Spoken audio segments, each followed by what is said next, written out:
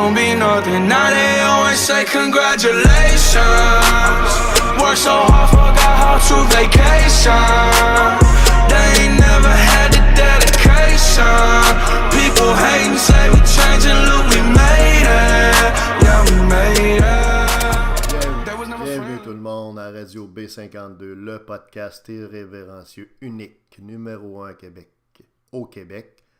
Merci de nous écouter en grand nombre et de vous abonner à YouTube, également à notre page Facebook. On part ça. Régis Labombe, l'a échappé encore. Dérapé solide.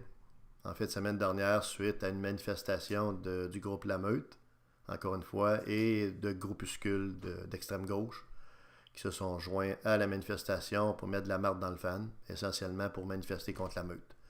Très subtil. Régis Labombe en a profité, encore une fois, pour faire une belle glissade vers l'absurde, pour nous montrer que, finalement,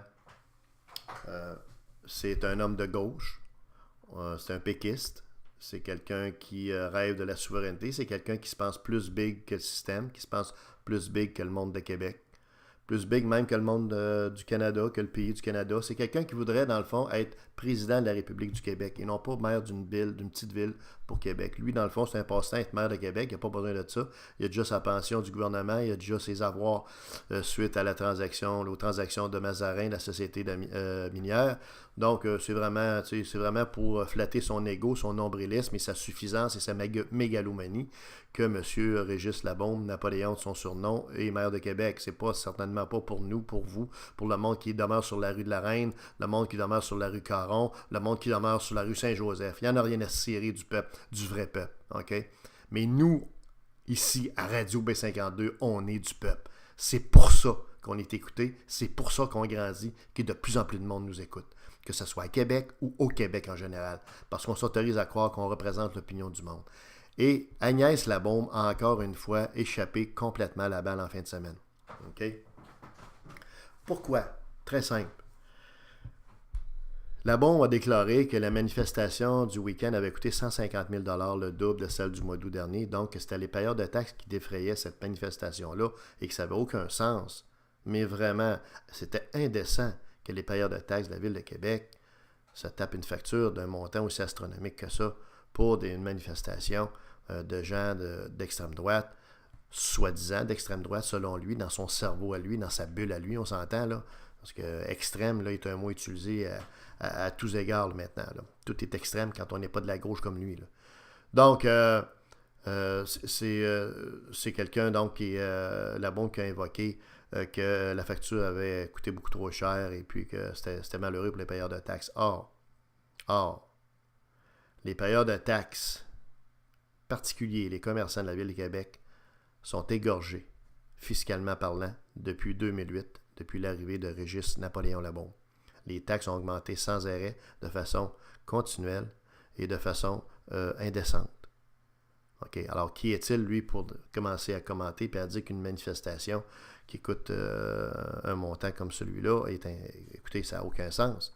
D'un côté, il égorge les gens, les payeurs de taxes, puis de l'autre, monsieur, pour une manifestation, tout d'un coup, comme ça, là, qui ne fait pas son affaire, parce que les gens, probablement, surtout de la Meute, véhiculent des idées de droite. Et lui, c'est un gars de gauche, c'est un péquiste, un socialiste, un sécessionniste, appelez ça comme vous voulez. Donc, c'est certain qu'ils les aiment pas. Donc, puis en même temps, c'est incohérent parce que c'est un gars qui a augmenté les taxes sans arrêt. L'autre chose, la dette de la Ville de Québec a augmenté de 43% depuis 2008. OK, les dépenses de l'administration de la Bounienne ont augmenté en chaque année en moyenne de 4,8%. C'est énorme. Les taxes ont augmenté à Québec. OK, depuis l'arrivée de Labombe, de 3,5% de plus que l'inflation. Donc, les gens payent plus de taxes que la hausse du coût de la vie. Donc, les gens de Québec doivent absorber la hausse du coût de la vie, plus la hausse supplémentaire des taxes, OK, qu'impose Labombe à ces mêmes citoyens. OK? En conclusion, les citoyens s'appauvrissent pendant que la ville s'enrichit aux dépens de ces mêmes citoyens-là. OK? Et ce gars-là a le culot,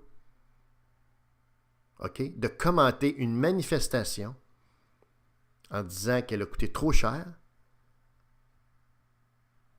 parce qu'elle doit être assumée par ces mêmes payeurs de taxes-là, que lui maltraite depuis 2008.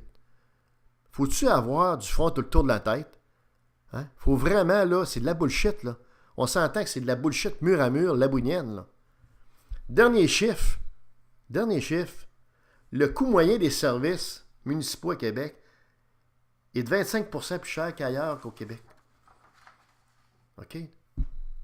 Les mêmes travailleurs là, qui font de l'asphalte, qui font des trous, qui, je sais pas moi, qui s'occupent des carrés de sable, d'un parc, qui changent les balançoires, etc., tout ça coûte 25% plus cher ici qu'ailleurs au Québec. OK? Donc, encore une fois, c'est payé par les payeurs de taxes, ces coûts supplémentaires-là. Donc, les finances publiques sont dans une situation catastrophique sous la bombe. Les payeurs de taxes écopent depuis 2008 sous son règne d'une façon inconsidérée. Ça n'a aucun sens. Et tout d'un coup, il y a une manifestation le week-end dernier avec un groupe qui s'appelle La Meute, qui ne fait pas son affaire, pour des raisons X, Y, Z. Puis là, décide de dire « Ah, les payeurs de taxes n'ont pas à subir ça. » Hey, man, c'est l'incohérence totale, là. C'est de la petite politique, hein? Ça n'a aucun sens de dire ça. Vous voyez comme moi l'incohérence, là? Tu sais, il invoque un argument, OK? Les payeurs de taxes, alors que de l'autre côté, ces mêmes payeurs de taxes-là, ils les égorgent. Ils leur enlèvent leur oxygène. Les gens ne peuvent plus. OK?